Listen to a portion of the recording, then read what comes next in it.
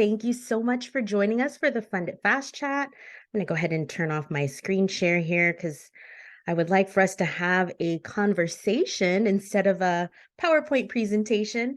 So welcome to the Fund It Fast chat. Again, my name is Rochelle Butler. I am the Energy Manager with the San Joaquin Valley Clean Energy Organization. I want to thank everyone for being with us this morning. I hope everyone's having a great week. I hope everyone had or is having a great spring break, depending on when that happens for you. Before we get started, I just want to make really quick mention that all of your microphones have been muted upon joining the call. We do this simply to minimize background noise. As always, if you have any questions at all or even comments, please feel free to go ahead and drop those into the chat box. You may do so at any point during the conversation this morning, and we'll make sure to save some time toward the end to address those questions.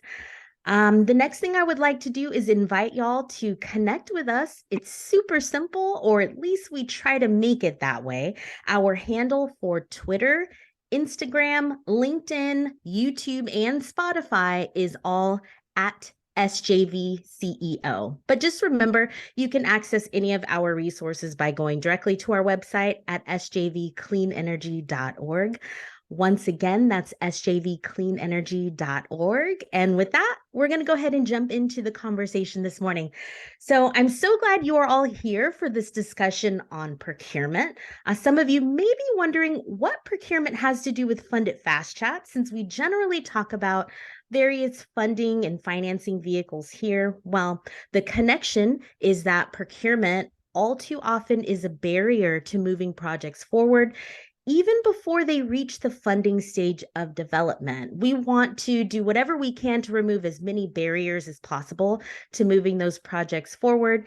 To help me with that discussion, I have invited Lou Jacobson.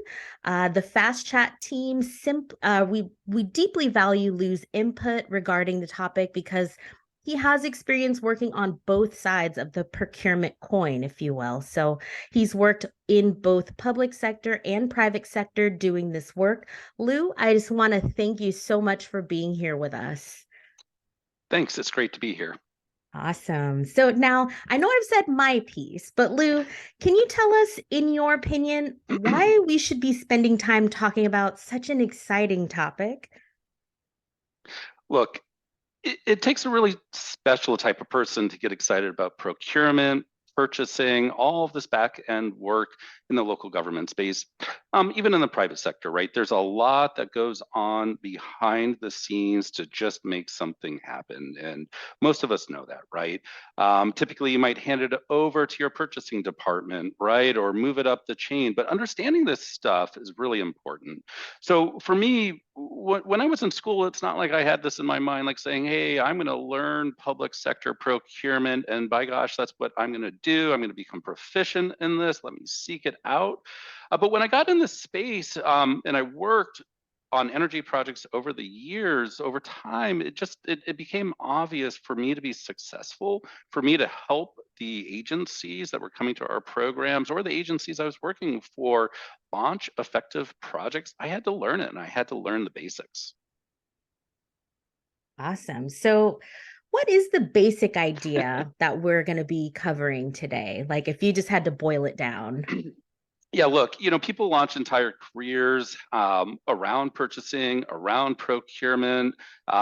Today, it's not about knowing everything. I'm not going to come to the table and say, within 15 minutes, you're going to know how to do this, and you're going to know all the ins and outs of public contract code, utility code, ed code, internal policies, procedures, admin resolutions, all this stuff that creates a fairly complex environment to operate in.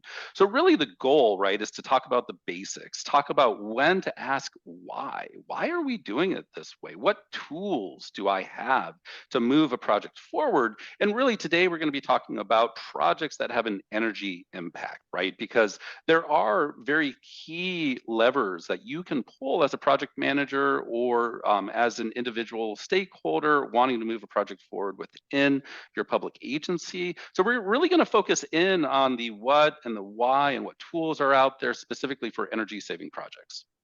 Awesome. Okay, so I know because I know you, Lou, but I know you've moved a lot of projects through agencies at various points in your career. What would you Yeah. say is a good starting point?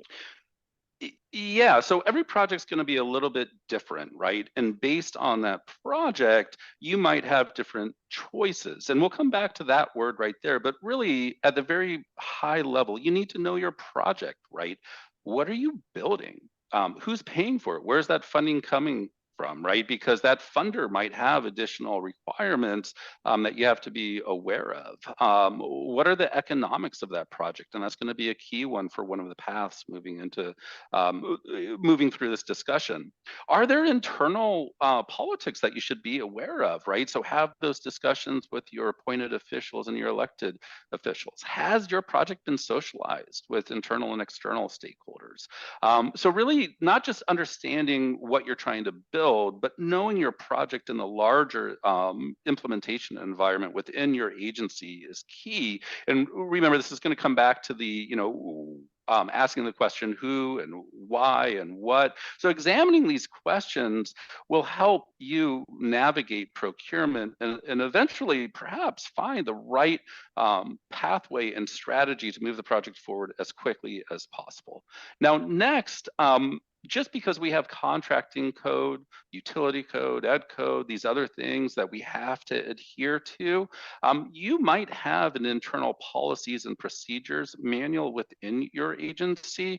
There might be additional administrative resolutions or even board resolutions. So often when I'm helping public agencies and we're running into a procurement bottleneck or barrier, one of the first things I'm going to do is pull out or go to their webpage and try to find that policies and procedures manual. It's usually within the purchasing department, if there is a purchasing department, and I'm going to start reading through that manual, because when I meet with, let's say, that purchasing agent or with their legal team, understanding what that base level policy is and being able to refer to it will really, help move that conversation forward, because I'm showing them that, hey, I've done my homework. I know what your base level policies and procedures are. I understand public contracting code. And then I can help them better understand what options there are, right? So really, starting with policies and procedures after knowing your project will really help move that ball forward. And then lastly, most energy projects do, there's several choices that you can make, right, in procurement. So there isn't a single best path. And this comes back to knowing your project.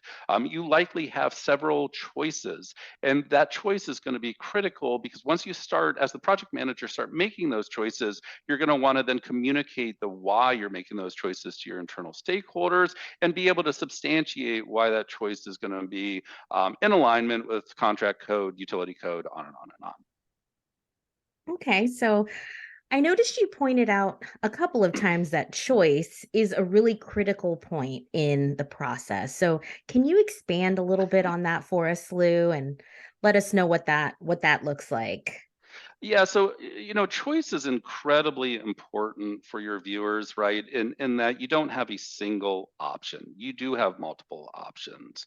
And I have to say it's complex, right? With multiple decision points.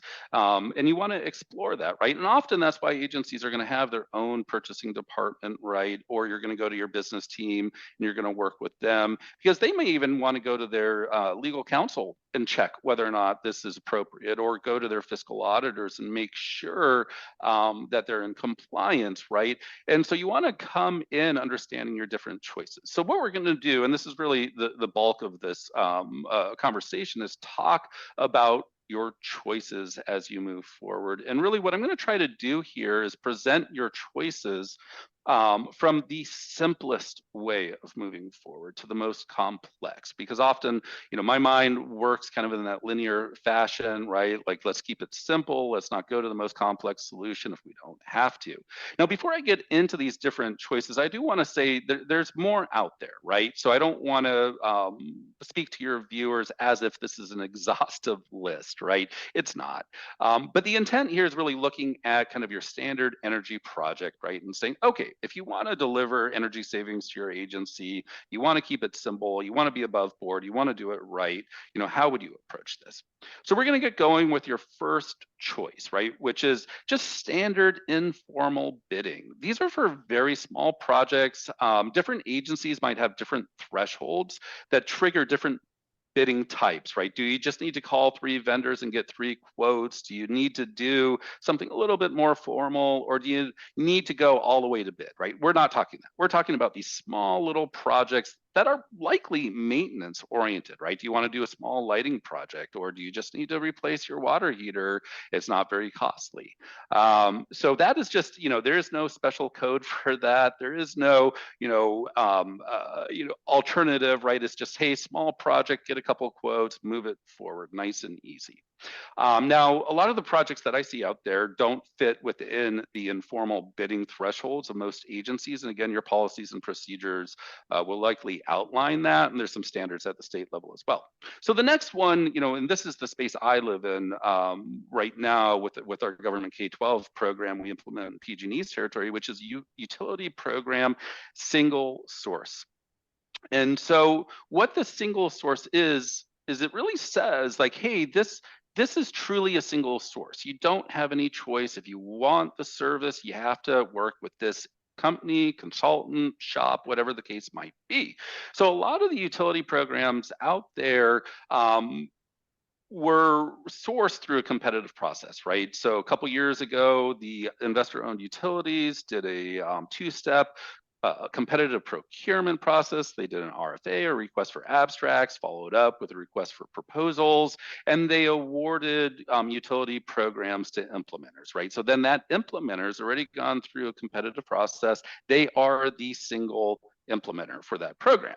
So in many ways, particularly with our program, but perhaps other programs, you can actually then come in and say, no, really, I can substantiate that if you want this service, we truly are the only one providing the service right now. We've already gone through the competitive process. So this is truly a single source. And I'm going to work with Rochelle, and I believe we're going to provide some links that substantiate some of this stuff. But one of the things, the caution on this one, right? Because somebody in procurement, or even your legal teams, purchasing, they may say, look, we can't sole source. So it's really important that we're careful to not mix single source up with sole sourcing. Sole sourcing is when you have multiple choices, but you just prefer working with contractor X over there. And that's a big no-no. So I really want to set that line in the sand. This is a really important one. Working with utility programs or other services where there is truly only a single source, we want to call that single source because again, barriers, red flags can go up if we say, hey, we're just going sole source, or this is, I just want to contract with this company over here, right? People are going to say, well, we can't do that. That's sole sourcing, and they're right. So we want to be really careful in acknowledging and then validating, yes, indeed, this program is single source, and then bringing it with that language. Projects of any size can fit, right, as long as it truly is a single source. And then you have to be aware of a bunch of other public contract code, or PCC. So there's more details there, right? But if you're working with the utility program, you want to talk to that program manager or your contacts and make sure that you feel good that it is indeed a single source. Now, moving on, the next one is called the California Uniform Public Construction Cost Accounting Act. It is an absolute mouthful. Some people will refer to it as CUPCA, others say cupcake, doesn't really matter. But it's an act that effectively, if adopted by a public agency, changes the way that they procure. One of the big items is that it actually increases the informal threshold, so you can do slightly bigger projects. So a lot of local governments are already CUPCA meaning that they've already adopted those accounting standards. And so when you go back to your policies and procedures, right, when you're thinking about, learning that stuff, coming prepared, and you talk about the easiest, right, which is informal bidding, what you also want to do is say, hey, am I CUPCA? Because if you're a CUPCA, you're going to be able to do larger projects, right? And that might actually even be easier than going through the utility program single source conversation. So those two are kind of, tied for simplicity, but it really is contextual. It really, depends on who you're working with, your appointed officials, and all that fun stuff. Now, as we move through complexity, right, the next one is this notion called piggybacking. Um, Now, some might push back and say, "Hey, this is only for schools." Others might say it can work in the in let's say local government, in the muni space, CSDs. I'm going to let you work with your decision makers on making that determination. It's not for me. What I'm going to do is just talk to you about what it is. Excuse me. So, what piggybacking effectively means is that if another agency has already put forth a competitive solicitation to procure something, in theory, you as a public agency can now adopt their competitive procurement process and sincerely piggyback off the work they've already done. And so this can greatly simplify your contracting for larger, more complex projects. So think about if you want to do a big solar project, right? Are there other agencies out there that have a service where they've already done the competitive procurement to bring on a developer, so you don't have to do the RFP, you don't have to go through that selection process, right? You can then just adopt that competitive procurement process and then move forward with your project, whatever that project might look like. And there are some statewide JPAs and agencies and national agencies, depending on your particular local government standards, that already provide this service where you can then adopt their standards and then just go right to whatever that project might look like. So I'm a big fan of that. When I was in the school space, we were very eager to adopt different, competitive processes, just because it really greatly simplified bringing product and launching projects at that school district. Now, the next one is Government Code 4217, and really in theory, we should have a whole webinar just on Government Code 4217. It's been around for almost 4 decades, and it is the standard bearer for moving energy projects forward. It really just gives you maximum flexibility, but you still need to pass resolutions and go through a whole process to move it forward. I'm a huge fan. We've done a lot of Government Code 4217 projects, both single source, right, which you can actually do under Government Code 4217, and competitive processes. Now, the things that really shine with Government Code 4217 are the fact that you can do design build for smaller projects, meaning you'll bring in one firm to both design the project and build the project. And you can go from the lowest cost responsive and responsible bidder to the best value criteria. And those two changes really are well aligned towards launching and implementing energy projects. Now, there are some additional subcodes. So one of particular note is 4217.12. And this is, really ties out to know, the economics of the projects. I said I'd come back to that. So 4217.12 basically says, hey, you can use this code to pretty much, move this project forward in a very simplified, effective way, so long as the nominal energy savings pays for the project within the effective useful life of that project, right? So it's basically saying, hey, look, if this is a wise investment for that agency from an economic perspective, the energy savings are going to pay for that investment and some, or at least break even over that EUL, or effective useful life. Go forth and get it done. So again, Government Code 4217 is the standard bearer in all of this work. It is a little bit more complex. If you have any questions on it, of course, I'm always happy to hop on a call offline, reach out to me at Wildan. It will talk about it. Now, the last one is the most complex, right? Which is just the plain vanilla procurement pathway. So this is what most purchasing folk or folk in the space will, default to. Often you'll do like a design bid, bid build, where you'll have your construction documents, you'll bid on those construction documents, then you'll build. And so that's a great path. That is kind of your vanilla procurement approach, but it is the most complex of all these choices. This works, and a lot of folks are going to want to go to that. But knowing your project, right, you might be able to bring them to a place where they're comfortable with utility program single sourcing, or they're comfortable with piggybacking or Government Code 4217. And so that's what you really want to explore. Awesome. Thank you so much for going through all of that, Lou. That was like a ton of information. And I know, it's going to take folks a little bit of time to kind of digest all of that, but could you just tie it out to what our viewers should be asking, when they should ask why, and like what tools are out there that are available to kind of help them through this process? Yeah, so again, I don't think anybody in our space right necessarily comes out and says, I want to be an expert in public sector procurement or public, contracting code, utility code, code. You just kind of have to get there. So what I would really encourage you all to ask, right, is when do I have to review my internal policies and procedures, right? Because coming informed to that conversation will help you, right? Are there alternative procurement strategies beyond that standard vanilla approach that might benefit your agency? And if there are, have you socialized that? Are there concerns with your appointed officials or your elected officials? Have you had those conversations, right? What is your comfort level with utility program implementation? Are we CUPCA, right? Have we piggybacked before? It doesn't even have to be for an energy project. It could be for furniture, or it could be for, your fleet. But understanding if your agency has experience with piggybacking will let you lateral that over to your project. Are you aware with Government Code 4217, right? Are your appointed or elected officials not comfortable with that, which is totally fair? And asking these questions will help you advance through that decision-making process to land at the best procurement strategy for your agency.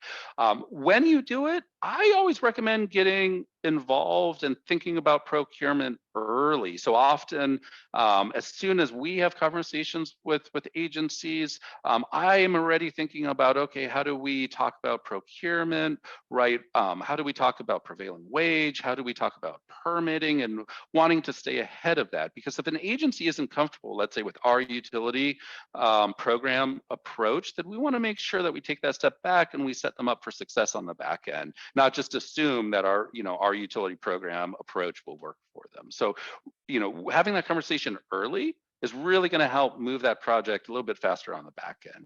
And then lastly, in regards to tools, there's all sorts of stuff out there, right? I personally recommend reaching out to your local government partnerships and their staffers like Rochelle, the San Joaquin Valley Clean Energy, or reach out to a local CCA if you're a member agency, right? And see whether or not they have any support. Come to Seek. Work with that. Go to Angie Hacker, who's the statewide best practices coordinator out there, and ask Angie, or join the Learn webinars. The Local Government Sustainable Energy Coalition also has resources. And then, of course, with this, you could just Google any of this and get more information than you could ever consume. And then lastly, I love talking about this stuff. I really do. So don't hesitate, project or no project, with our programs. Reach out. I'd be happy to help as well. Awesome. Thank you so much for that, Lou. And I love that you are genuinely excited about this topic. I know it's not the most exciting thing in the Yeah, world, yeah. but we are getting right about to time. So I just want to go ahead and just wrap up our discussion and open it up to some questions. If anyone has any questions, go ahead and drop those questions into the chat box. And while folks are working on that, I just have a couple of reminders for everyone. Please look out for our follow-up email later on today. We usually get that out right about after lunchtime. That email will have a link to the recording of this Fund It Fast chat. So just in case, any of your colleagues weren't able to make it, don't worry. It will be, it is being recorded, and it will be available for you to watch later or come back to in reference. That email will also include some links to some very helpful resources that Lou alluded to earlier in the discussion. So I encourage everyone, go ahead and share the Fund It Fast chat with your friends and your colleagues. I'm going to go ahead and check the chat box really quick. I think I see something popping up here. Let's see, we have one question. Let me get that going here. It says, what is the code that's being referenced for an agency's uniform procurement approach? Lou, would you like to Okay. take that one? Yeah, and I'm gonna be really bold and try to answer this, and then acknowledge that we're gonna be posting links. So I believe it's Public Contract Code Section 22,000 at SEC. That's the California Uniform Public Construction Cost Accounting Act. Awesome. Okay. Yeah, and I'll work with you, Lou, and we'll get some links to that as well, so that you'll have that resource later on this afternoon. Okay, so I don't see any more questions in here. Let me just give it one more look over, make sure I didn't miss anyone. Yeah, I think that will do it. So I'll go ahead and close out our call. Just one more reminder here. Please join us for the Fund It Fast chat next month. We are here every second Tuesday of the month.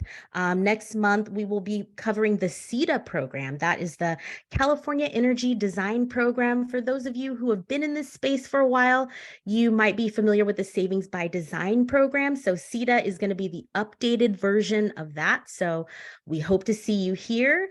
Thank you again so much, Lou, for joining us and spending time with us this morning. And of course, we hope to see everyone for every single episode of the Fund It Fast chat. But as I said earlier, if you can't make it for whatever reason, just remember they're all recorded and you can access them by going directly to our website at sjvcleanenergy.org, or you can just go directly to our YouTube page. Don't forget to hit that like button, and subscribe to our channel. Thank you again, everyone, for joining us, and I hope you have a wonderful week. Everybody stay safe and stay healthy until we see you next time. Bye.